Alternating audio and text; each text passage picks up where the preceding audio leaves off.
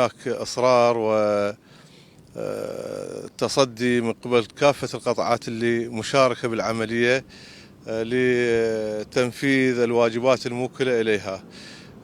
خلال متابعتنا من قبل المراجع، من قبل قيادة العمليات المشتركة وقيادة القوات البرية، لاحظنا هناك إصرار من قبل كافة القطاعات بكافة مسمياتها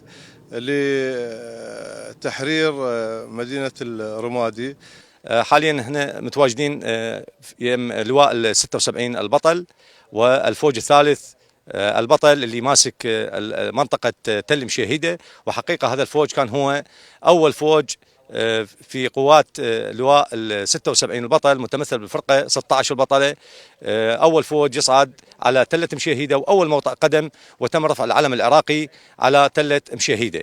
إن شاء الله الأبطال موجودين من أبطال الفوج الثالث متواجدين هنا وماسكين المنطقة بالكامل. هاي أمامكم تلة مشيهدة والعلم العراقي مرفوع عليها، وأيضا هاي التلة تعتبر هضبة مهمة مرتفعة تسيطر على المناطق المجاورة إلها اللي على جهة اليمين منطقة السجارية وجهة اليسار منطقة الملعب و مدينة الألعاب. الجهد الهندسي كان له دور كبير جدا جدا.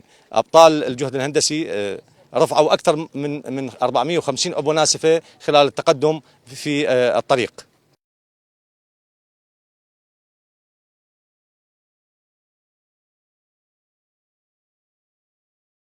تقدم سريع ومفاجئ للعدو وبإسناد من القوة الجوية وطيران الجيش، وكانت الجهود الحثيثة للهندسة العسكرية لمعالجة العبوات بما يقارب 400 عبوة أو أكثر من 400 عبوة على طول الطريق من 22 كيلو إلى الوصول لحين الوصول إلى التلة، ولحد الآن يتم رفع العبوات الناسفة من على التلة. تم تفخيخها وبهذه الكمية لأهميتها وسيطرتها على المنطقة، ولكن بعون الله وهمة جنودنا الغيارة وضباطنا الشاوز وتمكنا الوصول بوقت قياسي وبأقل ما يمكن من الضحايا والتضحيات.